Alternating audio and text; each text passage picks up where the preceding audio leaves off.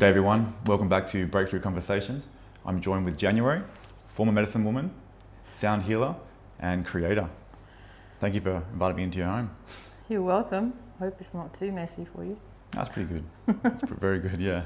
Been waiting a long time to have this chat with you, so I'm super excited to dive into a little bit about your past as a medicine woman and moving into chronic illness and then music and all the other things that you do. Yeah. But what were some of your biggest takeaways from being a medicine woman, and how did that come into your life? You mean medicine woman as in just purely a channel with the divine, or are you talking about specific about plants, or are you talking about... I'm talking specifically about plant medicines and helping people have those breakthroughs or with it chronic illness, healings, things like that. Yeah. But basically that time way before I met you, when you were officially a medicine woman. Mm-hmm. Well, I've always felt that medicine in me since I was a child, you know. I grew up on an island in Cebu, so it's the middle of the archipelago of the Philippines. Okay. And my family are very well rich in that culture of babaylan, meaning the traditions of the medicine woman. Babaylan is a medicine woman. And I've been exposed to that from a very young age. When it came into my life, like when I felt the presence of babaylan in my life, and only women are actually known as shamans over there. Traditionally, men had to wear feminine clothing to be called, you know. Wow. Yeah, it's quite interesting, but I can't go into that right now. Fair enough. Yeah. But because it's such a long, I can go on for days and days. Yeah. But when I really felt the presence of the medicine in me, meaning the gifts from, I don't know what you call God, ancestors, the divine. I was around maybe 4 or 5, and I lived in a village. I grew up in a village called Guadalupe. Okay. And one of my chores as a child was to pick up jackfruit leaves from the ground in front of our home. It just falls onto the ground, and my mom, she'd say, oh, you know, my nickname is Joanie. Joanie, go and pick the leaves. And I'd use one of these long bamboo sticks. Instead of just bending down, picking all the leaves, I'd get these bamboo like sticks with a pointy end, and I would just go walk around so I didn't have to bend over. Nice. And I was doing that, and within just a short moment, I heard just these voices from, you know, the mountains, because behind where we live are mountains, and these mountains are full of traditional kept, you know, in our culture, and women singing praises of worship and healing. And when I heard these voices come down, they come down once a year just before Christmas to busk, so they can, you know, get some money to buy food and presents for their families and so forth. And I would hear that piercing sound from home. And I remembered hearing that really for the first time. It hit me so hard. It kind of just blew me up. And it was a remembering. It was a remembrance of who I was and where I was and where I came from, and the powers within. I didn't know what that meant. I just felt it. In association with that, though, I was a very curious child, and I was quite rebel-like, to be honest. And you know, I would never stay home. And one of the things I would do is sneak out of the house and go to the mountains and pick medicinal plants. I would actually literally smell plants on the mountains and know which ones to use if I had a cut, if I had a sore in my throat, or I was feeling unwell or wanting to uplift myself. I would work with nature, whether it's the wind, whether it's the leaves, whether it's the trees, whether it's the mountains and rivers and caves and stones and rocks. So it wasn't just plants itself. Like this whole plant medicine idea, that came later down the track. But originally, I have had that instilled in me even beyond me being born on this world. Yeah. Is that purely intuition? Like you just know which plant to go for, or do you sort of hear a voice, or is it just a feeling? It's both. It's both. Sometimes it's voices, sometimes it's the literal voices, and then the voices often comes in feelings, and sometimes the feelings, that energy and that presence, it goes into certain organs of my body, and it's usually in my stomach and in my chest and in my heart. And then when that comes in my system, the image appears or a word appears, and then I follow that. That's really cool. Yeah. 'Cause normally people have like one or the other, but you're sort of getting a whole symbiosis of the feeling, the organ, the image, and also the voice. So amazing. And how did that transition as you got a little bit older? Did you start facilitating people? Did people come to you that were sort of sick or ill, or maybe just wanting an experience? Like, how does it work? Yeah, so when I was a child, I've felt this, right? So in the village, I would go to my grandparents' house, and I would actually tell the kids in the village if they were sick that come to me and I'll heal them. And I would have a line of kids from the village lining up just outside of my grandparents' house, and I would one by one, and my cousins would come in one by one, and they'd go, "Oh, I've got a sore foot, or I've got a cut here," and this and that, and I would literally put my hands on them, or talk to them, or chant, or do some kind of prayer in my 5-6-year-old self, 7-year-old, and heal. And then some kids would come in and go, "I don't want to go to school tomorrow." So you do write sick notes? Can you do something to me so I don't have to go to school? I just went, "I'll try." You can make people sick as well. Yeah, well, you can when you have these powers and you use. Wow. There's always a yin and yang effect. What do you think the relationship is between healing someone and making somebody sick? Does it require their belief or their knowing, or can you just do it without their, not like placebo, so to speak, but how do you think that works? Rephrase that question again, so it's a bit more. Sorry, it's a bit more. Yeah, so what is the relationship between the patient and the healer? Do you need to have their belief working with you, or even their knowledge of them being healed? Or can a healer just heal without their knowledge or their belief? You can do both. Okay. You can definitely heal someone without them believing it. It happens. And I've seen miracles in front of my eyes where people don't believe in such things, and they go see someone, or they experience something without not anyone physically, even in dialogue, creating some kind of, I'd guess, like a light spell, and bringing incantations in.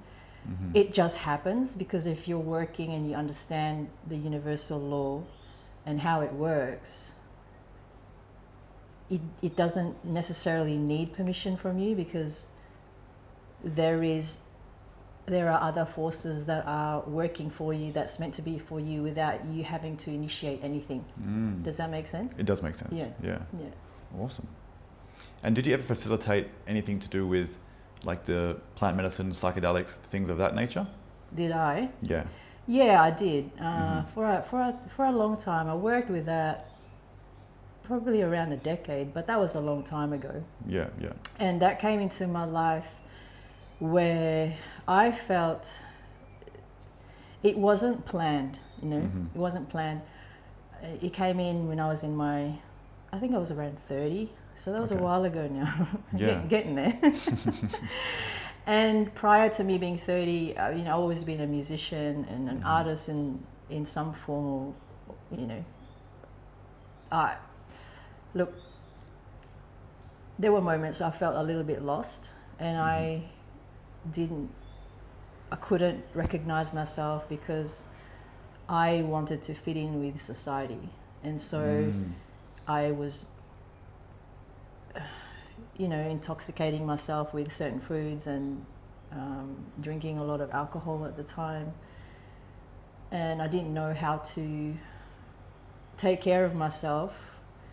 And one of the most easiest ways for me was to kind of just get lost within society, and I had a lot of anger, and I forgot my culture. I started to forget where I came from, and when I broke my ankle, it was a time where I felt someone or something within me or above was saying, "This is enough. I need you to get back onto your path. You're wasting your days away. You're wasting your life away. You're rotting, and there's so much in you that the world needs, or you know that, but you're just throwing it away." And so what happened was, I was actually working in the Happy Herbs in Frio. And I just moved back from Melbourne, and I just needed to get back into a rhythm whilst I was creating and composing new music, and I didn't know where my music was going at the time. I just knew that pub scene was done for me.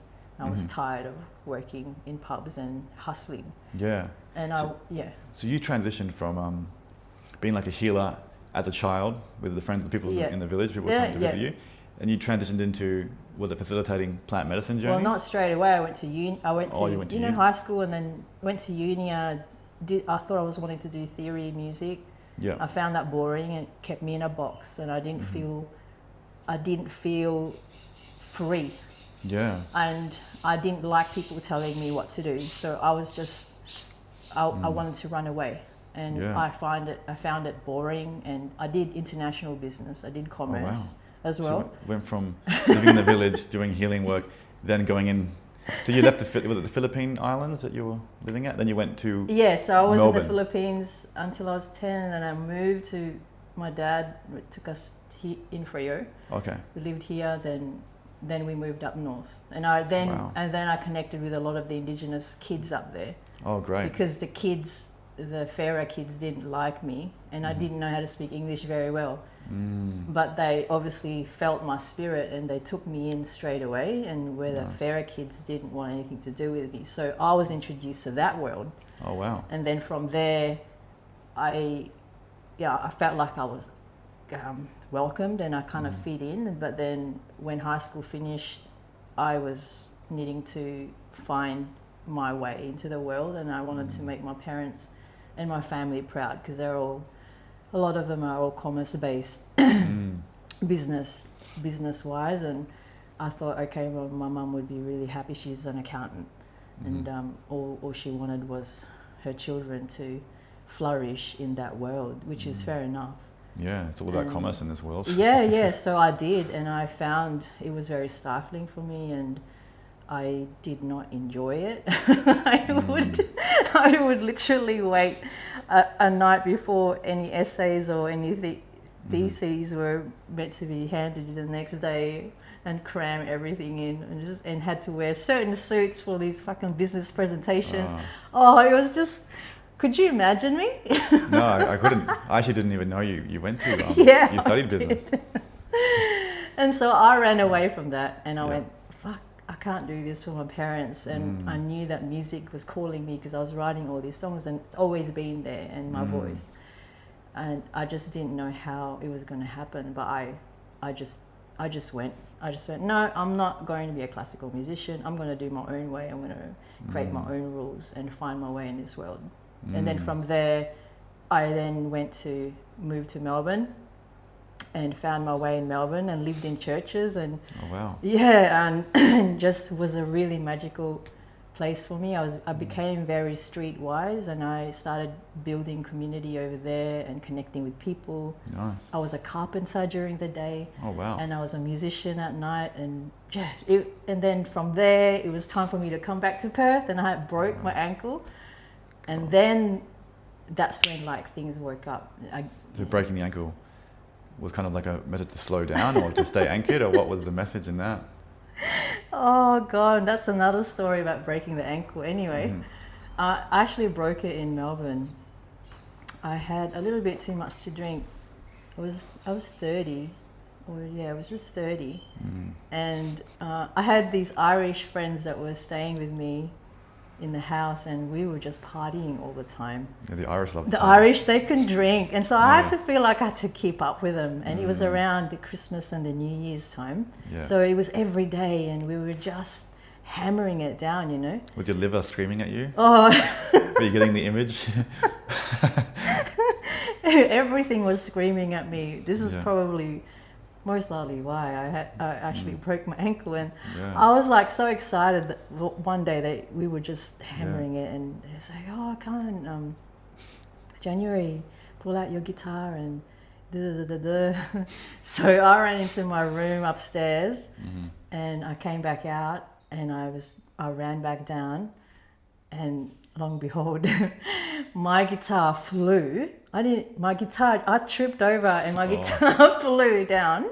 And all I could think of was this, you know, my 3,000 guitar. Oh, $3,000 guitar. Yeah. That I'd saved up from like you busking and me doing carpentry. I worked really hard. Just hustling. Yeah, I was. And all I saw was my guitar flying in front of me, and I picture myself now like in slow motion, and my guitar flying, and I'm flying to catch my guitar. I didn't care how I landed, and what happened was I obviously caught it, and whilst my Irish friends were just watching this whole, you know, scene flash before their eyes, and I caught my guitar and I landed, and whilst I landed, I twisted my ankle really bad, and that was the turning point for me it was just this sign. I knew I had to stop what I was doing and get a hold of myself and come back to my body, in my spirit, and go back to Perth, stay with a friend, and just ground in and be open to what was going to happen for me next, and sort myself out. And so I couldn't do anything, and I lived in Mount Lawley, and I stayed in that beautiful house that I had since I arrived back from Melbourne. I was in that house, my own little house behind the main house, for about 8-9 months. I couldn't walk. Holy shit. Yeah, I was on crutches, like bad. The universe's way of saying, sit the F down, right? And so during that whole time, I had the opportunity to just see what I was doing in my life and what I needed to change and what I needed to do. And I wrote and I wrote and I sang and I wrote, and I just wrote poetry after poetry. I'd be up till 3 or 4 in the morning, and like music crank. I'm sure, you know, whole of Mount Lawley would have heard my tunes and my beats, and having all these like crazy music that was coming out. Because I'm really eclectic when it comes to music. And so I had all these bohemian kind of music, gypsy music, Arabic music, and whilst I was absorbing all of that, I was writing poetry, and words were just flashing in front of me. So was that a part of your creative process, was listening to different types of music, letting it inspire you, and then you'd be inspired and you'd write lyrics, or you'd hear beats and rhythms coming through you? Yeah, it's actually different. Like, you'd think that being a musician and a songwriter, they blend together. They actually don't, for me anyway. It's a very separate process for me. I find writing has a unique way it's a different art form to something like music, and then and then putting it together. Okay. It's I don't have the words for that right now. So you do them separately, like the lyric writing will be a different session, and like the actual rhythm and the beat Yeah, will be so when I'm writing, I don't sit there and go, oh, today I'm writing music. I'm going to get my instruments out. I'm going to go on the piano and I'm going to go on the guitar. It doesn't work for me like that.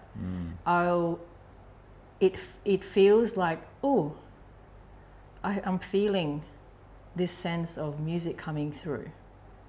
And then I'll feel what instrument wants to be pulled. It's, my African ngoni or the piano or mainly the guitar. And then I'll pull that out. And then my hands will be directed to where it needs to go, and all of a sudden there'll be these chord progressions, and lyrics don't come yet. And many times they don't need lyrics either. There's a lot of pieces that I've written without lyrics because I like to leave the imagination for the audience or whoever hears the music to get them to create their own lyrics and what it means for them, rather than me writing it down and creating and tainting that picture for them already. Yeah. That's really interesting. Yeah, it is. Well, a lot of people will write music specifically and put those words there and then creating already an image or a scenario, right? Which is amazing because that's what they're experiencing. It's from their heart, and I do that too. But there's also moments where I feel that music wants to, like, it speaks to me, goes, no, don't put any lyrics in this. Let whoever needs to hear this create their own words, create their own lyrics and what it means for them. So do you feel like the music exists somewhere out there and it's choosing you to be the vessel for it? Yeah. So it's not like so much you're thinking and creating, it's just coming through. Yeah. At a random time, you can't really choose it. No. Are there things that you do that have helped your ability to channel this music, to create this music, whether it's like health practices or meditation or something that you do that you know will allow the space for that to come through? Yeah, I do, and it's very different in every moment, but just purely on my own, like without any caffeine and just without any psychedelics, without any of that stuff, the purest form for me, like, and I don't have any psychedelics, and I'll have caffeine once in a while. I've had coffee today.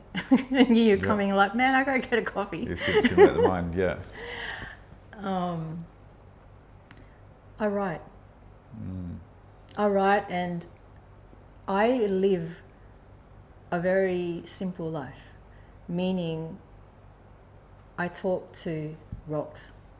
I talk and touch sand, and they talk to me. I talk to plants. I listen to the pelicans when they're flying over the house. I go out and I feel the wind. Like if I'm lying down here and I've fallen asleep, like a little nap, and if, like, last week I lie down here and within half an hour I was lying down, I would get a stroke of breeze come through my arm to wake me up, to let me know that they're just there, and just disappears. Wow. Just before I move on, your necklace is on the microphone. It might be causing a bit of a rustling noise, so yeah, cheers. But with speaking to the rocks and speaking with the wind and that sort of stuff, do you believe that the elements themselves are conscious, or there's elemental spirits who use those as tools to communicate with you? I think it's both. Both. Paradox. Nice. Yeah. I think definitely they are their own life. They have each their own lungs. They breathe and they have heartbeats. However, I also believe that there is life outside of that life that will move through, inside and around them. That passes on messages too. Yeah. I remember the first time I saw you perform, this is going way back, at a cacao ceremony, and you were playing the guitar and everyone's just laying down and meditating, and you started playing this guitar, making these certain sounds, and I was like, how the hell is she doing this? It sounded like there was more than one person performing. So I had to sit up just to watch you perform, and it was really, I was getting shivers. I was super inspired. Like I was like, this is incredible. Like when it comes to music and your difference, do you find that it's, I don't know, I can't think of the words to describe it, but it's, yeah. Do you find that you would rather be a performer, people watching you, or do you like the sound healing element better, where people are taking them through a guided journey? Like for you, which calls you the most?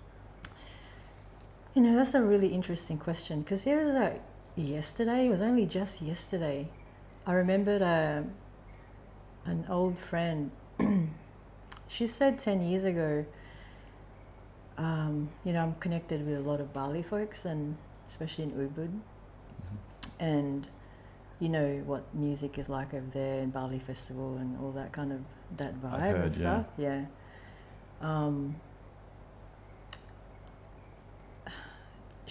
I remembered her words, you know, she said to me, "You're not a performer." And I think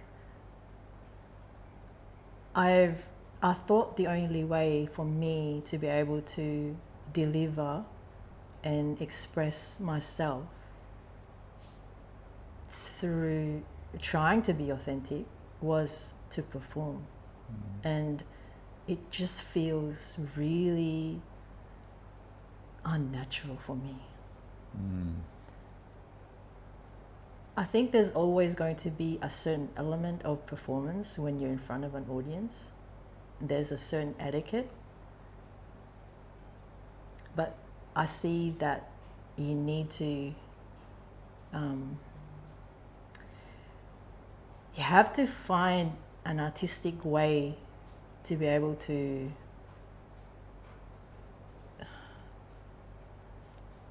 bring out that deep authenticity without performing and being on stage or being in front of an audience with grace, without losing those elements of non-performance. It'd be quite a balancing act to do. 'Cause do you ever feel Yeah. called to perform and try a little bit harder and everyone's watching and you may lose I yourself don't to the do crowd? that, and yeah, I have done that in the past, and I don't do that anymore. And I'll share with you a story. I was actually invited to perform, and I've got these marks, marks, and I was at Bali Festival. It was 2000 and I think it was 15 or 16 was one of the last festivals I actually played at. And I opened the space with just my voice and the Shruti. And I remembered there was a woman that was sitting directly in front of me, and she was quite farther away, and she had this very strong presence. She was really dark, not black as in, you know, but she was very dark in color. And she looked very ethnic, and I was drawn to her presence because I felt her power. I could sense that she was a woman that you didn't want to mess around with, and I like that. You know, I'm drawn to that. I think it's because I probably sense that within myself, and I like strength. I like that when it's authentic, genuine strength. That's not. It's not an ego, you know what I mean? Like this false ego. It's not ego, it's just it's a very it's who they are. attractive, you know. And I'm not saying that as a sexual. It's just very beautiful to be around. And she was watching, and I could sense that she wasn't just watching; she was absorbing everything that I was doing. And at the end of the performance, in front of all these people, she comes up to me, and she walks towards me, and I was picking up my Shruti box, and she looked at me directly in my eyes, and just with piercing eyes, you know, and she says to me, just looks at me, and just by looking at me, I was just gone, woof. It was like something had come in my body, like this energy. She said, where are you from? And I know what she meant. She didn't ask me, where are you from, as a what island did you come from or what country. Mm-hmm. So there was this unspoken dialogue between us and an understanding already.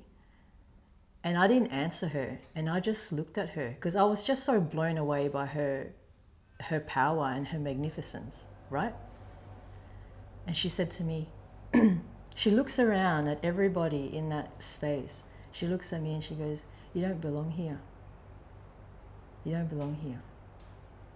And I know what she meant. Meaning that I was at a space where I was called to perform, but my work isn't performance. You know? Yeah. So is that more so the healing aspect of it all? Yeah. Yeah. That's very interesting. It's deep. How did you feel when she said that to you and had that interaction? I knew. There? It was a knowing. I already knew. Yeah. I already knew. And so I think that's probably one of the last times I was at festival. And I love festivals. I love Bali Spirit. I actually miss it. I'm going, oh man, I wonder if I'll try and go and play there again and again. But you know, I get to, and this is another thing that I've found for years and years and years, and I've tried to fit in with crowds and people, and I get so overwhelmed. Like, it zaps me out. It's just too much for me. I can't. It can be draining. It's very draining for me, and I lose my battery and I lose myself. I'm a one-on-one person. I'm very much small group. Yeah. I like containing rather than me. I get it. It's just too it's like the neurons and all of these lights in my brain just light up like Christmas trees. Too much for me. Overstimulation. Yeah. Do you feel there's also an aspect of, because you are drawn to healing, you've been a healer and you are a healer, do people, if you're in a big crowd of people and someone needs energy, someone needs healing, someone needs something, can they actually take that from you as a natural effect? Do you think that's a part of what's happening with certain people? Yeah, it definitely can. So if I'm around someone and they're open to me, or they are gravitated towards me with my work and just like me and my presence, and they are intrigued and they're curious, you know, it definitely can pass on to them without them knowing, and not to be intentional. Not a lot, but you can, if they're open, you know, those points and the different parts of the body is going to be able to absorb that vibration into them. They're not going to be like me, but they're going to receive certain frequencies that will resonate with them into the different parts of their system. Okay. Yeah. Does that make sense? It does make sense. Yeah. I couldn't articulate it like that, but I had a feeling there was some element attained to it, because it just reminds me of one of the stories when Jesus is walking through the market and someone grabs his cloak and he comes out of him. That's a brilliant story. So it's kind of like that may happen to a lot of healers in a crowded place where someone needs something, and at a subconscious level their soul's willing to give it away, so it's like you just find yourself drained. Yeah. Like going through a shopping centre can be the same kind of thing. Much. It's like, it's too much. That and all the lighting and Yeah. crappy music. Yeah. Can I talk to you about your experience with chronic illness and autoimmune?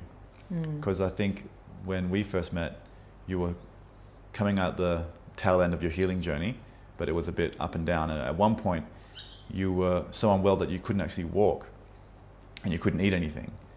And I saw your transformation from that into you can run, walk, eat whatever you want. And at one point in time, it didn't look like that was going to happen. So how did it happen, and how did you heal from it? It's a big question. I've had so many big anchors in my life, but that's definitely one that sticks out, you know. And I'll be honest, I felt the ending chapter of my work with certain plants, you know, certain plant medicines. I'm not talking about plants as in what we're eating and what we consume every day, or general plants in our day-to-day environment. I'm talking specifically about psychedelics, and I'm talking about plants that enhance or open up different worlds so that you can travel into different dimensions. And I knew that that was ending. I was outgrowing that space. I didn't feel that my work was needed anymore. And I felt I was being called somewhere else. And it was really hard for me to believe that at one stage, because I felt like that was my path forever. Because I had worked so hard. I wouldn't say hard, but I definitely worked to the point where it wasn't just the work itself with plants, but it was my music. It was a community that I built, and who I was becoming and who I was being known, you know.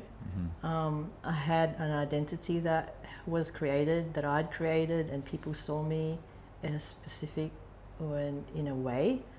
And I had to completely break that down and accept the fact that this thing that I've created, this identity, I've outgrown this, and I need to, something else is calling me, and I don't understand, but there is a great force that's telling me to step beyond this, because there's a bigger world.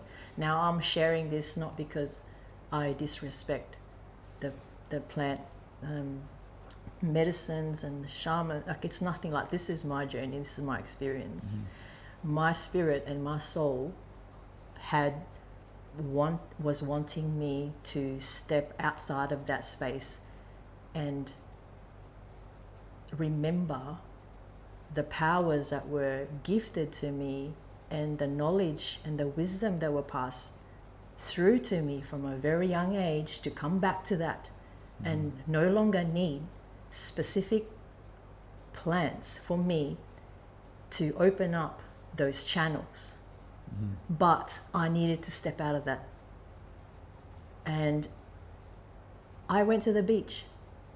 It was hard. Like, I was like, oh my God, I'm going to lose people in my life. I'm going to lose community. I'm going to lose my name and my identity, and, you know, even my status. Like, it was just, you know, that whole kind of thing. I know what you mean. Yeah, just, you know, that being in that space and being seen a certain way. I had to just go, all right. I went to the beach, as I do, and I looked up the sky and went, what do you want from me? And what is it now? Like, I don't feel this is the path for me anymore. Show me, meet me halfway. I'll walk forward, but you need to come meet me. And then I went into the water and blessed myself. I dived in there and went, it's actually just up the road. Nice. Yeah. It's like a reset or a baptism into a new life. Yeah. Right? So I did like my own, you know, a blessing of myself in the ocean, and the salt washed me. And within 2 weeks, but before I did get out, I did say, clean my mind, give me a new body and give me a new life. And within 2 weeks, I woke up in the morning and I started limping. I started getting pain on my left foot. Wow. The same foot that you broke with the guitar story? Yeah. Left foot? Yeah. Wow. Yeah. And then when I woke up and I felt that pain, I knew something wasn't right, but something was right, because it was getting me to where I needed to be. And I knew that this journey was the beginning of something I was going to go through a huge nightmare. And I didn't want to believe that, but my heart, my body, everything else was telling me something else was going, you're cleaning up. We're actually breaking you down. We're breaking you into pieces because we're rebuilding who you are. And I was sick for four years, 3 years of internal bleeding every day. Gosh. Every day. and no one could help me. We spent like my family, you know, yeah, we would. I'm talking big money, you know, and I'm not saying that. Yeah, I'm just being mindful about the whole kind of money thing, because it's not about the money, but I'm just sharing with you that it had taken so much, like, for me, that I was so desperate to heal that I was willing to do whatever I needed to do to heal. And if it meant that I needed to spend a certain amount, then that was what I was going to do. And I did, and I never did.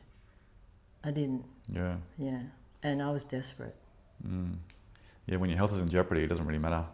You'll throw time, money, energy, resources to get back. Yeah. So 4 years of internal bleeding. Yeah. Pain in the leg. Central nervous system broken, completely fired, like everything. I went down to 44 kilos. I was skin and bones. Wow. I was like vertigo, pain throughout my eyes. I was going blind. My ears were hurting. My whole entire chest was throbbing, hurting, bones, everything. I think I might have had 25 to 30 symptoms. Gosh. Yeah. What was going through your head at that time? Were you thinking that you could die at any moment? I wanted to. Oh, I wanted to check out. Yeah. I was suffering and I didn't want to. What was the point of me being in bed all the time when I couldn't live and I couldn't eat certain food? Everything I would touch, I couldn't eat anything except for potatoes. Wow. Like every time I would eat something outside the potato or a pumpkin or a zucchini, I would bleed. Whoa. Did you get given a diagnosis of, did anyone say what this actually was? At the beginning, when I was on a wheelchair, I went to a specialist and he said that I had CRPS, chronic regional pain syndrome. And they were just giving me a shitload of drugs to help me get through the pain. Like opioids, and I think I took one tablet, and then the second night I took the second tablet opioid. I couldn't do it anymore. I was like, oh my God, this has got to be another way. And then they gave me Lyrica, and that my body couldn't handle that either. I'm so sensitive to stuff like that. And I said, I don't think any drug's gonna do me right now. I need to find a way, and I need to connect myself back to nature, to me being nature. I'm not separate from nature, right? So I got to connect back to myself so that I can tune in to what they are telling me what to do and what to eat and how to take care of myself, how to get back into life again. Yeah. Wow. And that process, how did that look? It was horrible. Yeah. Messy, up and down, very testing. It tested a lot of my faith. I went on a journey, you know. I went back home to the Philippines for a time to see medicine people over there. They couldn't help me. I thought maybe going back and eating my culture food and surrounding myself with the ethnic and the babaylans, the shamans, and you know, the medicine people over there. They couldn't help me. My family, and I mean, that was a trip itself. And then I went to America and I was there for 3 months, and I went to a clinic. It was like a 3-month kind of like a routine thing that I had to go to this clinic every day and get my central nervous system healed by using certain techniques and modalities and certain, I guess, equipment. And but that I came back worse. Wow. Yeah, I literally came back worse. So where did you find the first glimmers of hope that you would recover? It was never straightforward. I thought one of the anchors, I thought maybe I was going, and this was it, was when I came back from the US after that treatment. And I was so disheartened and so disappointed and so much in pain. And, you know, going there, it was really hard for me going on my own and staying there. And then having to come back was 10 times worse. And I could barely walk again. I was crawling on the ground. And I just went, I'm done. I don't want to be here anymore. I'm just going to stop eating. That's what happened. I just went, I'm going to stop eating. I'm just going to sit here and lay here and, watch my whole body die. And I'm not going to eat. And I stopped eating. So within the second or third day I stopped eating, the pain started to leave. Wow. I was like, hang on, what's the correlation here? So it was 3 days no food at all, Yeah. and the pain was... Yeah, 2-3 days, the pain, the muscle pain, the bone pain, I remembered I was starting to see clearly again. Wow. And the pain just lifted off, and I was like, holy moly, this is really interesting. I don't want to eat anymore. I'm going to just keep seeing what happens. And the less I ate, the more I started feeling really good. And I was able to walk again. I was able to function again. So I was scared to eat food. Yeah. I had this oh, my body feels really good, but now I'm hungry. I can't fucking eat, man. Wow. That's a bit of a paradox, hey? Yeah, it was such a head fuck for me at the time. And I thought to myself, well, if I can't eat, maybe I'll just go on a fast. So naturally, I just went on a fast. I didn't even plan it. Was this your first experience with fasting? Yeah, personally? I mean, I've fasted, I don't know if you know those 48-hour famine famine? Like the charity ones, the 48 Yeah, with the barley sugar. I mean, I did that when I was a teenager, and that was kind of fun, and I cheated, Yeah. I cheated just also. chewing on these barley sugar stuff. But this time was it was such a different game, and I thought, well, maybe I'll just fast. And the less I ate, the better I got. And then 21 days came, and I was like, I wonder if I can continue going, and what would happen if I would eat now? But I was way too scared to eat anything. So within that time, when I was like, the catharsis that was just leaving my body, and I was in baths for hours. I was purging so much energetic stuff. It was crazy. Wow. What was happening to my mind? I was just so... Yeah, I definitely went through a portal of cleaning up my body physically, as well as mentally and spiritually, and on a soul level, and I purged a lot of toxins that were probably sitting in the liver for a really long time, and my kidneys, and it was coming through my pores, and Oh, wow. my mind was starting to clean up, and yeah, it was insane. And I thought, I don't know how long I can keep up with this, because within the 30 days I was going, I'm starting to get hungry. I can feel myself getting hungry. 30 days so far. So no far, food. I had maybe a few handful of blueberries, Wow. right? And then 35 days come, and I'm thinking, I'm not really that hungry anymore, but I'm definitely getting really skinny, and I feel I really need to start eating.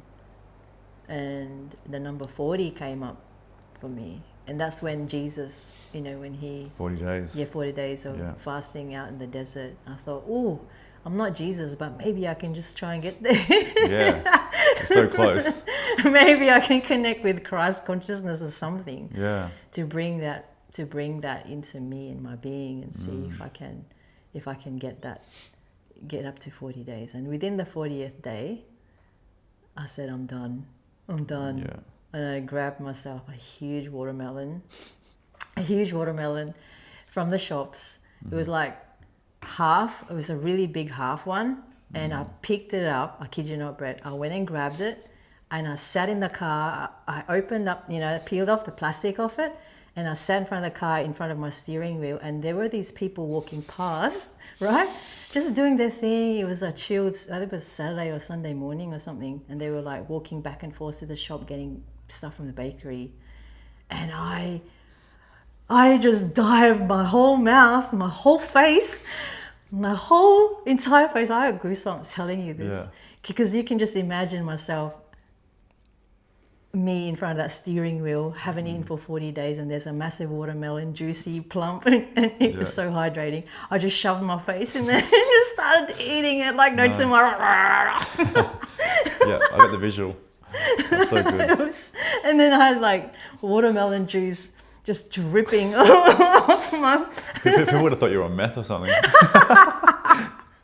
Probably. That's like I was on drugs and just so dehydrated. Big night. Yeah. Yeah.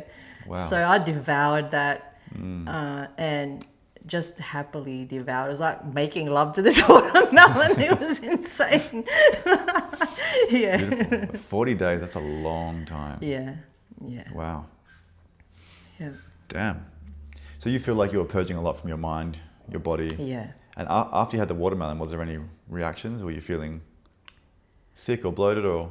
I didn't feel, I just felt satiated at first, and I felt I was alive again. And I felt for the first time there was something, something a little bit more than just a handful of blueberries randomly in 40 days. But my body was still not ready to have solid food, and I started to crave rice. And I remembered, I thought, no, I think I'm listening to my body. It wants to eat rice, just something solid. And I did, and I remember swallowing that rice, and it was like this rock that just dropped at the bottom of my stomach, and boom, and I felt that, man. I just went, and wow. It echoed in there. I was like, damn. Wow, who would have thought rice could be so solid? Well, when you haven't eaten anything Yeah. for so long, and then the first thing you really eat is watermelon, and you have something like rice, it's that the matter is so much more dense than having nothing, Yeah, in and also the comparison. energetics of food as well can be a big thing. So that was a massive grounding for me, because watermelon is still very high. It's got a lot of juice, and it's beautiful glucose. It's full of electricity. It fires up your central nervous system.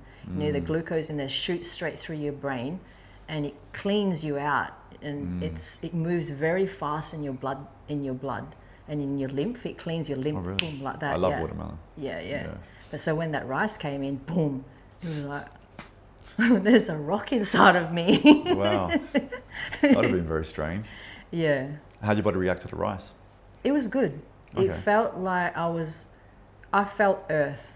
That's what it felt. I felt earth, because I was so,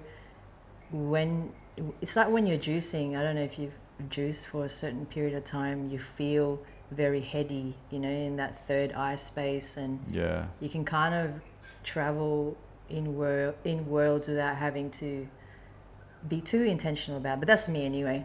Yeah, well, I suppose you're less anchored. Yeah, and it's those high vibrational kind of foods, They have a different life force and different energy and a different vibration, and they more up to the sky, Yeah. that star sky, whereas something like potatoes and pumpkin and things that are grown underneath on the earth, they bring you in, they bring your spirit back into your body. Really grounding. Yeah, and rice is definitely one. Like, it's not a potato. It's actually a neutral food. It doesn't do too much to your body. It feels more just. It's a filler. It's a nice filler anyway. And what would you say percentage you were at after that 40-day fast? You've had the watermelon and the rice.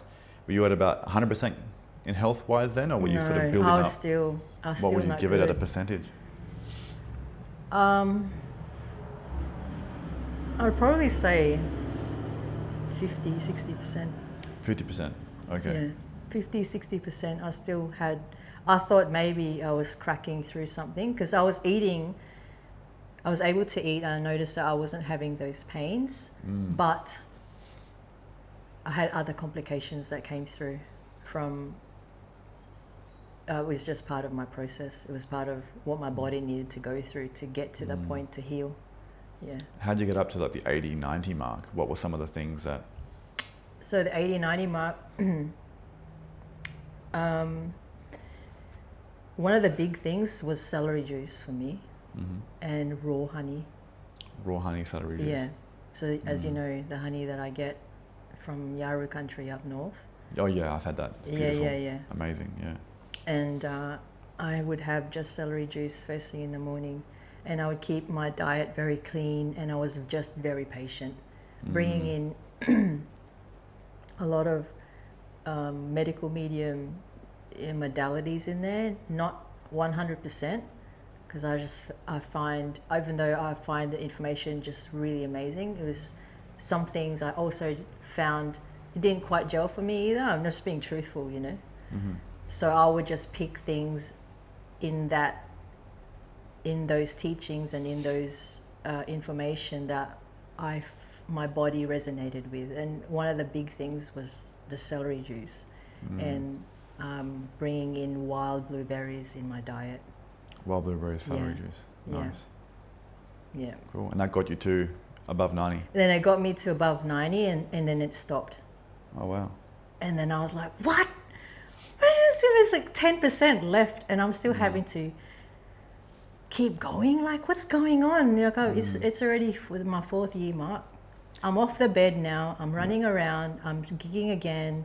I'm playing, and I'm playing with my nephew again, and so forth. And I'm able to even go out and eat some things in a restaurant, because I couldn't even eat at a cafe restaurant. There was just all these ingredients, and then my body just went what?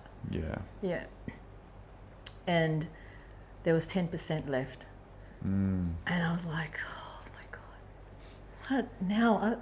I've pulled everything under the sun. Like, I've extracted as much as I can from what I know and what's being passed on to me and what I need to do. Like, it can't be any more. It just can't be any more, man. And then I just went, I'm gonna eat meat. Oh, really? Yeah. I said, I want to eat chicken. And because I couldn't eat that kind of stuff, and Could have been years that you had. felt, it was years and years, and I felt my body was craving. I was wanting to eat meat, and when I would smell it when I'd go out, and I thought, oh, I'd really like to eat a piece of chicken, because I don't know, I just feel I want to. Yeah. And then when I brought meat like chicken and fish into my life, it just went boom. And it was like, my body within a very short period of time healed like 110%. Wow. And things that I couldn't eat, most things, like I'm talking 99% of things that I could not eat, and I could only eat potato, pumpkin, and zucchini. I couldn't touch any,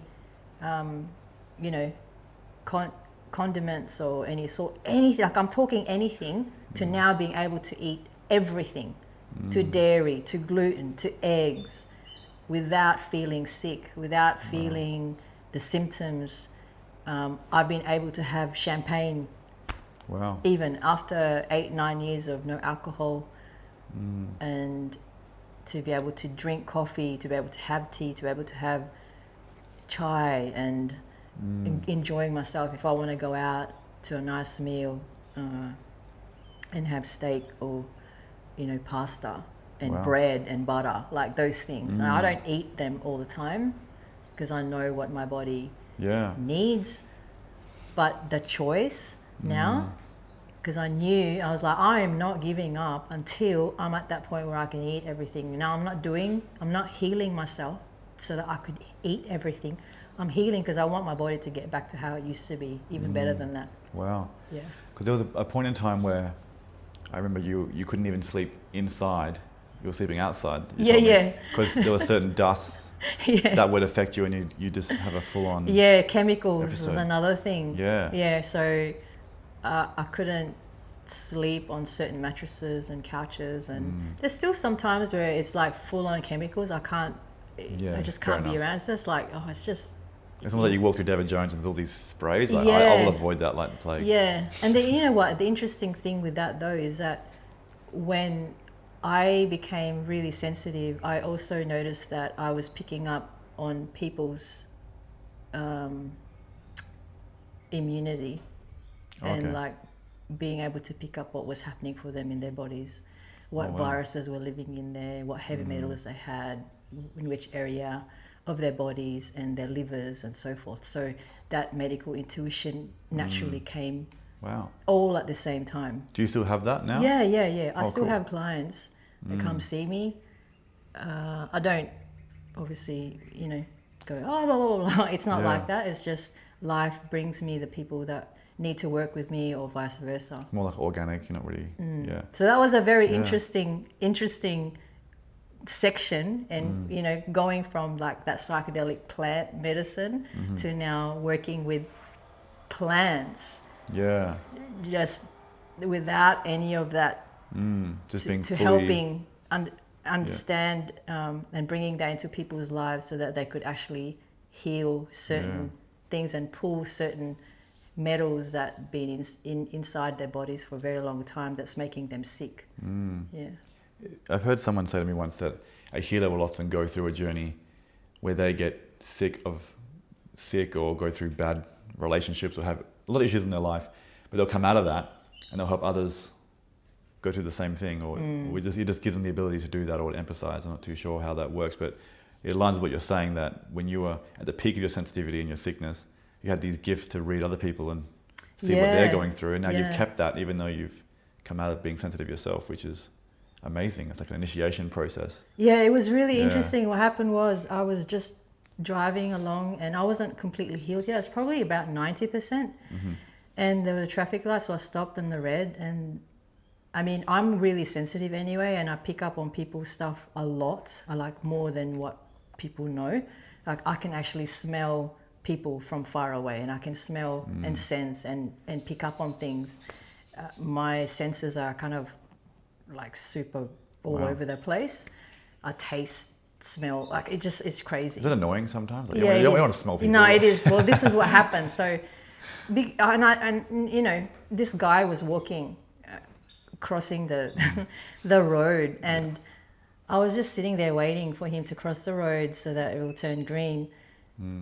And I kid you not, like it was this strong, so strong, the scent. I mean, I pick up on scents. I can pick up scents from miles away. I pick up scents from people that are not in this country. I pick up scents when I receive an email from a client wanting to see me specifically about health, and I know what they smell like and I know what's happening for them.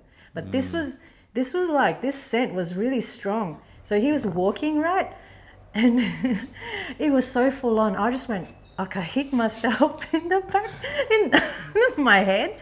Yeah. And I'm like, man, this is full on. Like, this is way beyond to what I'm used to. And so I didn't think much of it. So maybe it's just one of those. Anyway, he walked and he left. So I drove off. The scent moved, and I was driving on my way home, and then I looked on the rear view mirror, just checking traffic, and this guy was behind me in the car, and all of a sudden I could smell him really full on. Oh my God. I was like, shit, what's happening? And I didn't put two and two together, and I still didn't think too much of it. I just went, I think my senses are getting stronger. I know they're strong, but maybe because my body's really clean now, that I'm just picking up stronger sense. I feel like you're an X-Man, like getting your mutant powers are coming in. But this is even funnier. And this is when I thought, and this is when I began to see what was happening for me and to me. I was picking up a parcel from the post office, right? So I line up at the post office, and as soon as I walked in that post office and lined up, the people behind in the counter, there was a particular woman, and I was drawn to her. I just looked at her, right? And when I looked at her, this energy, this feeling I can't really, I think it's more of a, when I say power, it's an energy, it's a feeling, it's a dense. It's like, it just hits me. It comes in, it floats to me and hits me in the stomach. It just goes boom. And it went boom in my stomach. And the word that comes up, so this is what happens. I'll get an energy that will come through my stomach, and then the word will come up. It won't just go, oh, I'm thinking of a word. It just shows up, and I see it in front of me. The letters in front of me, right? Mercury. That's all I saw. I was like, Mercury. Oh, I just went, oh, that's interesting. And then the internal voice would say, and my body, when I say internal voice, it's like my body, the fibers, the nerves, the blood, the marrow, everything starts to talk like in symphony inside of me, and says, she's got Mercury in her. And I went, oh, that's interesting, you know. And I was like, hey, that's cool. And I know that when someone has a lot of mercury in their system, like in their liver, in their kidneys and in their brain, their memory is not so good. They have a very short memory. And anyway, I was just lining up. I went to go pick up my parcel. I just went, she's got mercury in her. And even the way she looks. So now I can look at someone and go, yeah, they got either too much this or that, whatever. And I was lining up, and then she was the one that was serving me, right? Yeah. So I stand in front of her and hi, and I said, I've got a parcel I need to pick up, here's my card. And she goes, oh, okay, cool, I'll go in the back and check it for you and pick it up for you. I said, cool. So she grabs my card, walks behind the counter, goes behind into, you know, to pick up my stuff. She comes back out within a minute and looks at me, and I look at her, and I look at her hands, and there was nothing there. Okay. And I went, she goes, oh, I'm so sorry, I forgot to pick up your parcel. And I went, Mercury, short-term memory. Just went like that. Wow. So she went back.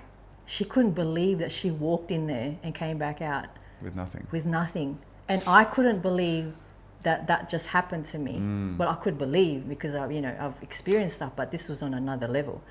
So she came back out with my parcel, and I walked away from there, and I said, I think the powers, the gift of the medical intuition is coming, and it's wanting to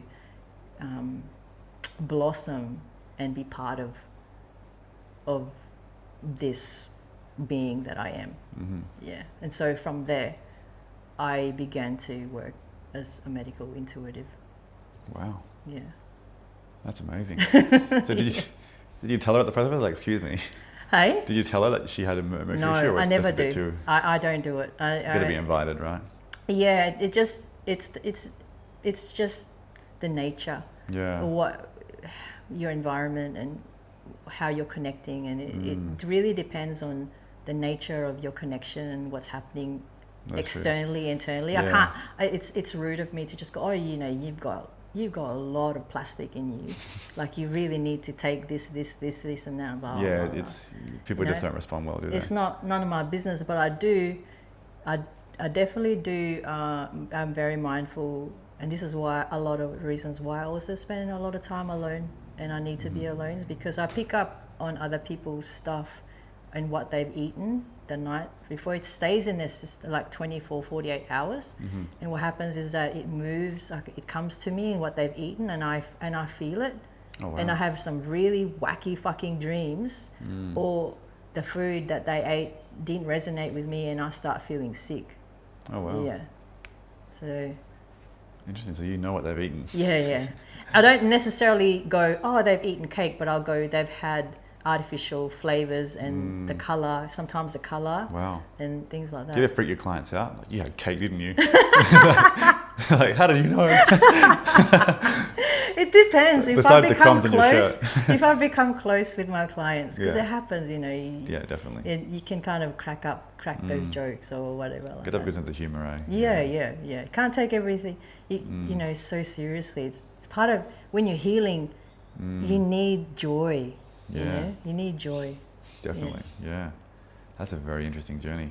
What advice would you give to people who are experiencing creative block, or they know they have music in them, they have a talent in them, they have something in them that needs to be expressed, but for whatever reason they're not doing it, it's not flowing the way it should be, and it's just a bit of a block. How would you approach that? Everyone's different, man. Everyone's story, everyone's experiences to why they're not able to open up their creative channel is so personal. And you know, I can go, oh, you know, you do this and this is how you do it and this is what you do, but everybody's reasoning and what's ever happening to their body and their experiences in life is going to determine whether they're going to be an open creative channel. And everyone has that. Everyone's an artist in some form. Everyone's creative, but we just don't know. We haven't been taught and we haven't been shown. We haven't respected creativity the way it should have been. We don't understand the powers of creativity and how creativity moves and how it lives and breathes within us, you know? But yeah, in answering to that question, it would just be very different for every person. Some people will need a certain protocol for that to open up, because creativity will press buttons, especially if you haven't been free in your creativity and that you've been stifled. Depending, if someone like, you know, okay, I'll give you two examples, all right? Someone's been in corporate since they were 21 and they're 40 now, and they're like, oh my God, I've wasted all my life. I've worked as a financial, you know, officer at this blah, blah, blah, blah. And this is what I've done for the last 19, 20 years of my life. I've been waking up at 5, 6 in the morning, go to work, and I come home 6, 7. That's what I've been doing. And now I feel I'm moving to a different era of my life, and I want to bring creativity in, and I love painting, and I really want to bring that in.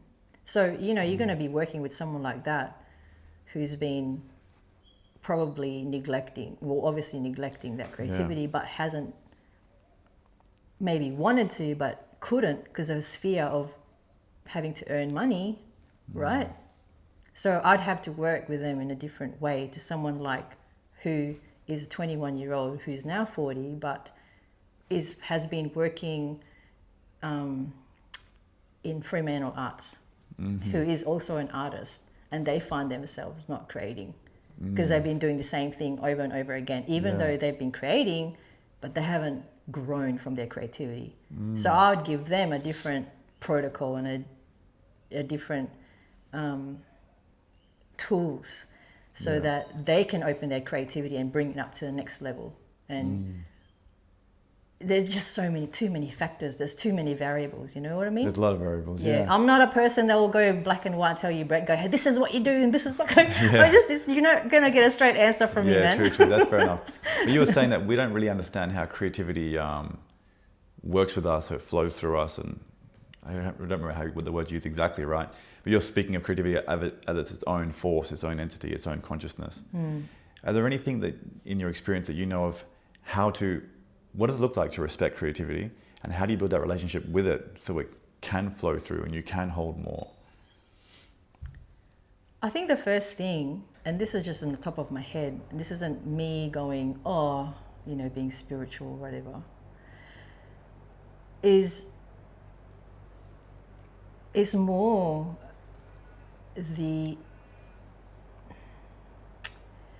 it's a hard one to say, because when you say you need to believe or you need to understand, when those words come out, it naturally just cancels it. Do you know what I mean? Like if I say to you, you need to do this and you need to believe you're creative, and you go, oh, I believe I'm creative, but it nulls it.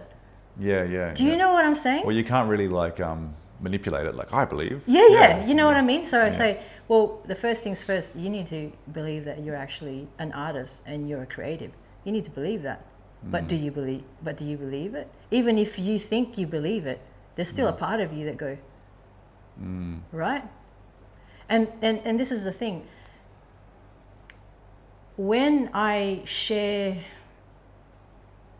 about creativity, it's those little moments in life that you need to connect with.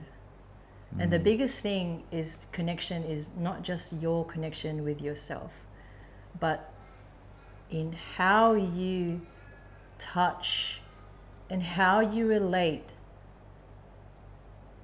to every step, and how you walk, in how you speak, in how you touch, in how you feel, in how you move when you're opening the fridge and you're looking inside the fridge and there's an empty carton of milk in there and you're looking at that box. It's like white, it's looking at you and going, hey, I need to be put away.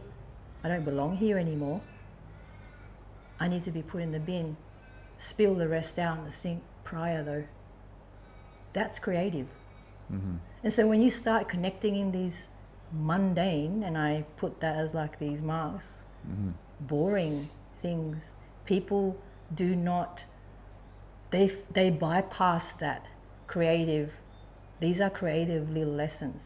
And if you start becoming aware of those very simple, minor, micro touches, that is when you start to heal and open up the core of your creativity. Because from there, you're building relationships and understanding your senses. They're the first things to creativity. It's not about believe you're creative, believe you do this, go and paint, you're creative. No. It's how you work and walk and dance and gracefully take part of your life and be part of life. Do you understand what I'm saying? Well, what I'm getting from that is it's like, it's our ability on how to think, if that makes sense. Yeah. Like when in kids are taught what to think, not how to think, but you're sort of saying that our ability to think is our ability to create, and knowing how to do that and how to play and dance with life and how to live essentially is what creativity is, and how to embody that. That's what I'm getting. So I don't know if I'm fully getting what you're saying, but I'm trying. Yeah. It's a hard one to put together. I probably will write something about that along those lines, and I am going to be running a workshop down in Fremantle really soon, because I want to be able to show people how to be creative as not something separate to them or something that they need to learn or to remember. It's not about remembering creativity. It's how you move with your creativity. Your own unique expression. Your unique of that. expression and your unique experiences of your life. Yeah. Beautiful. It's not an easy one to, I know some people get it, some won't. I know what I mean. But as I said, I think it's something to look into and really write and express and share with people, you know? Yeah. It's more of a parable right now, so I think everyone has their own interpretation of it. But that's what creativity is, I suppose. But that, you know, but the thing is, the reason why I say that though, it's not because I'm making this out of my head. It's because I live that way. I wake up in the morning and everything I see where we are right now is all art. Like, I'm not just saying that as a concept and go, oh, this is art. This is art. Yeah. There's emotions and there's senses and sensory and there's touch and there's feeling and there's colors and there's movement, everything is creation. And that to me is the source of creativity. Like my daily little things that I do enhances my creativity, because you end up seeing the world with different eyes, and you taste the world with, it tastes different, it feels different. And what happens when you start living this way, when you start living your natural self as a creative, as you already a creative and an artist, the magic thickens when there is purpose. And when I'm talking about purpose, is like what you're meant to do here for your life's work. Whether you want to help elderly people, or you want to be an author, or whatever it is that you're being called to. It becomes enhanced. Yeah, that's beautiful. I think we'll end it there. What a good way to wrap it up. Thank you so much. I know, sitting with me, it's just full on, isn't it? No, I actually really loved it. I was thinking to myself during this conversation, I'm like, wow, I need to do this more often. Yeah. Just because the things I'm taking away from this conversation are quite a lot. Just with your healing journey, and also the way you just described creativity, I'm probably going to rewatch that, because a creative block is, I feel like I do have creative blocks that come and go. Sometimes I feel really inspired to create, but I can't. Sometimes I just create randomly, just when I just want to write or draw or whatever it may be, and it just flows really beautifully. And other times it's just nothing at all. But this is what I mean, like my perspective needs to. You need to understand that creativity is not separate to how you live your life. This is what I want to get to understand people, that you don't necessarily have creative blocks. You have creativity cycles, but your life itself is creativity. How you're sitting is creativity right now. It's not separate to you from this or what you're gonna do. If you want to learn guitar, what you're doing now and you playing and learning guitar isn't separate. You standing here, sitting here, getting up, going into your car is not separate to you playing a guitar. That's still creating. This is what I'm trying to get you to. Or people. how you do something's how you do everything. Yeah. What you're saying. So yeah, that's exactly right. Like, if you want to put it that way. So if you want to be more creative, you need to restructure your entire life, so to speak, to set up your environment, or set up yourself. Well, you don't need to set it up. No. You just are. You going home driving your car is already creative. Because when you're driving your car, you've got all your senses awoken already. You're having to learn, you're having to be mindful of other cars. What do you see when you're driving in a car? Oh, there's an eagle. What's the eagle? What's that feeling like? Has it called out to you? Is that an omen for you or not? That's creativity. What can you do with that? Can you put that into your song? Yeah. Can you put that into your poetry? Can you put that as a story, as part of healing for elderly people that you're going to be working with, because that will probably give them light.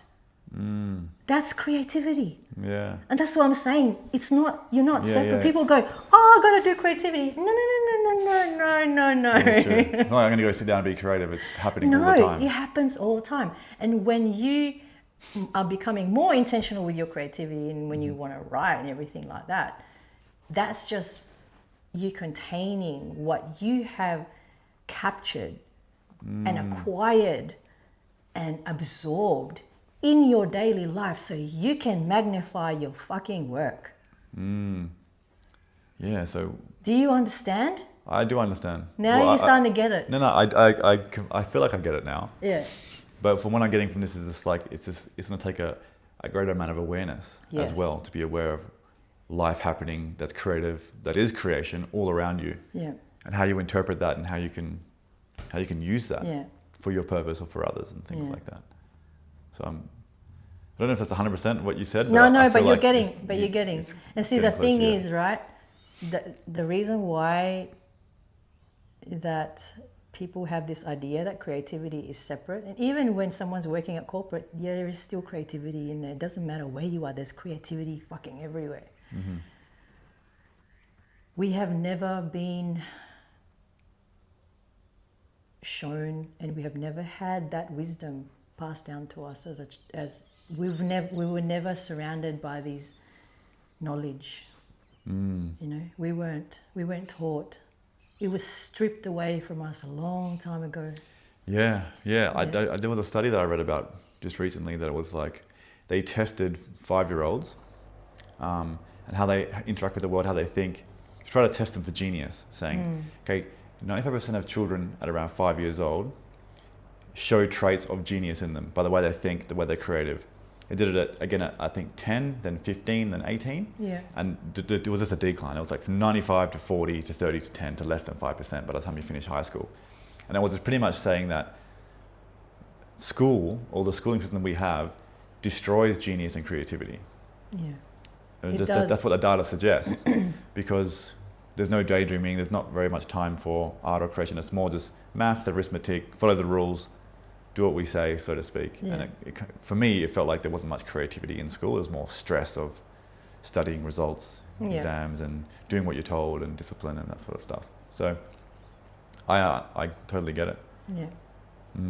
But I'd love to see more of what you're saying in our schooling systems or in our culture that really can amplify our creativity. Yeah, amplify creativity and also honor the parts that are not, like in terms of what I'm talking about, you know, structures and systems. That's important too, because if it's out of balance, and I've been out of balance, I've been I'm not saying I'm too creative, but I've been to the point in my life at one stage where I couldn't really function on this world because I couldn't get a hold of what I need to do when writing forms. Like when I left uni, I just was like, nah, I'm going my way and it's my rules. And I was a bit wild, you know, and I still am in some ways, but I just dissed, you know, forms and questions and, you know, just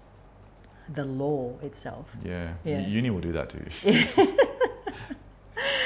So I went way too extreme, and I had to learn how to come back into my body because I was just too. I was unreachable in that in that space. Yeah. Very, very creative and very fucking out there, but wasn't grounded, and I didn't have the tools to implement how it is to be able to navigate and live within society. True. You know what I mean? You need to have some level of structure to and especially if you want to source income as an artist and creativity, it's very important for you to learn business skills and how to move that feels right for you without feeling cringe. You know, there's an art form to that too, because there's a lot of creatives and artists out there that find it so hard to make money. It's just this thing, you know, and it happens, and there's a skill to that. It's not easy, but there's an art form to that. I think it was Da Vinci that said that he studies art as if it was science and science like it was art. He finds, he didn't say it like that, but he said it better than what I said, but something around those lines where there is a science to art and there is an art to science, which is a lot to think about. Yes. Yeah. Cool. All right. That's a wrap. Thank you for having me. It's been 3 years of waiting. 3 years of